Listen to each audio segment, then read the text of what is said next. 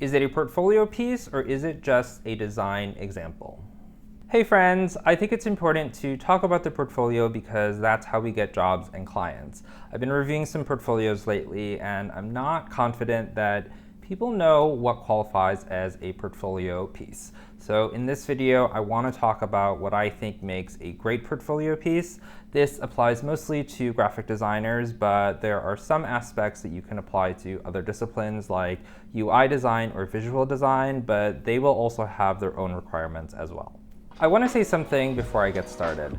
I'm a designer too. I know that we're all close to our work and it's extremely sensitive. The hardest thing for us to hear is that our work isn't good enough. And by the end of this video, some of you may find that you don't have any portfolio-worthy work. To be very clear, it's not that you're not good enough, it's that the work and how you present it may not accurately showcase that. My intention isn't to overwhelm and deter you from moving forward. I just want to give you a baseline so you know what you can work on. I think my design standards are pretty high, so if you work towards them earnestly, you'll give yourself a really great shot at finding that job. Okay, so in the movie Philadelphia, there's a scene where Denzel Washington puts Tom Hanks' character on the stand and he says, Come on, we're talking about AIDS, we're talking about lesions. Let's see what we're talking about. I know that's a very obscure reference, but we can alter it and apply it to our portfolios. So how I'm going to say it to you is, we're talking about design, we're talking about clients, show them what we're talking about. The portfolio isn't some imaginary idea. It has requirements, so let's unpack what those are. There are two aspects to focus on in terms of design. The first is the technical aspect, type, color, and layout. As much as our portfolios are meant to showcase our abilities, conversely, they also expose our weaknesses. So we should ask ourselves, does the project showcase our strengths, and which weaknesses, if any, does it expose? If the project has more strengths than weaknesses, it passes for this requirement. If the project has too many weaknesses, it is not a portfolio piece. The only thing it will serve is to make the client question your ability. The second aspect is ideas. Does the project have a concept? This is the aspect that separates the best from the rest. If you truly follow the design process, there will always be a concept. If you don't have a concept, then did you follow the design process? This is a big weakness and possibly the largest reason why people struggle to find work, because everyone can create, not everyone can think.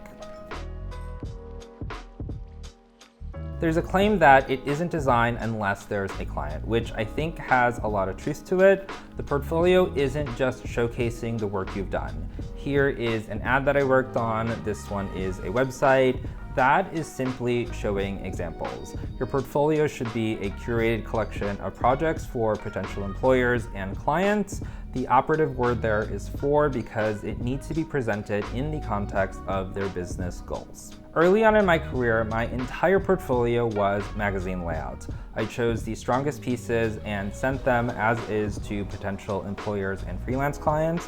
What ended up happening was I got a job at every magazine that I interviewed for. I'm very proud of that, by the way. But I struggled to find freelance clients. The reason being was that my portfolio solved the business goals of magazines, but when it comes to freelance clients, they don't need a magazine.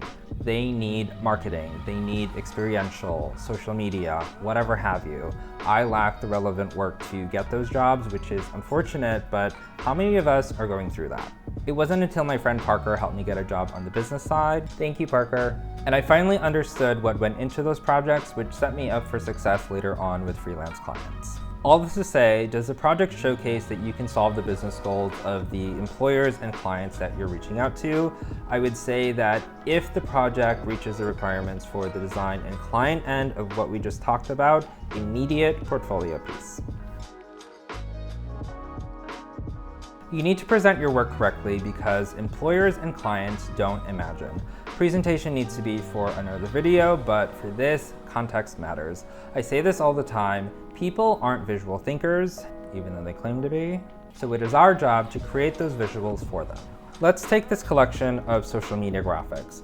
Currently, it's a bunch of cards. They could be posters, coasters, lotions, or potions, I don't know.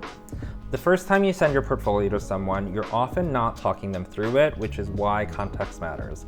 So I'll put these in context. Now they are specifically social media. Also, the icon is a visual cue that there is a client involved. There can also be a situation where the project becomes weaker if it's not in context. This is a project I did for Target Holiday. The project is a collection of high-impact print units.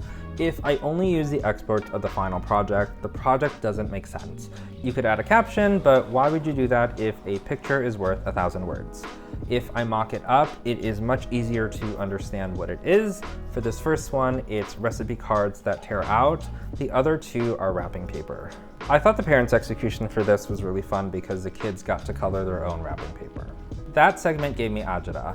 Like I said in my other portfolio video, if you're feeling overwhelmed, you are not alone. I think that mocking projects after the project is done is more painful than giving natural labor. I mean, I don't know, but I would assume. Let's be real about it. The reason why designers are disrespectfully averse to putting their portfolio together is because we do so much work to get the project done, but then we have to do even more work after in order to present it. The unintentional theme of this video is that putting the portfolio together sucks, and we are all just trauma bonding through it. Should we continue?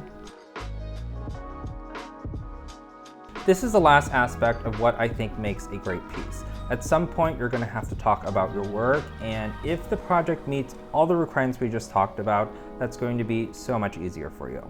I want you to go in with confidence, and this is just one way you can do it. Also, if you don't know what to say, I do have a full video on that. I'll drop a link in the corner. So, dare I ask, is your portfolio up to par? And how many portfolio-worthy pieces do you have? Only you can answer that truthfully. Again, don't feel discouraged. Think about if you produced a portfolio at the standards that I just went over, how much more confident would you be in finding a job?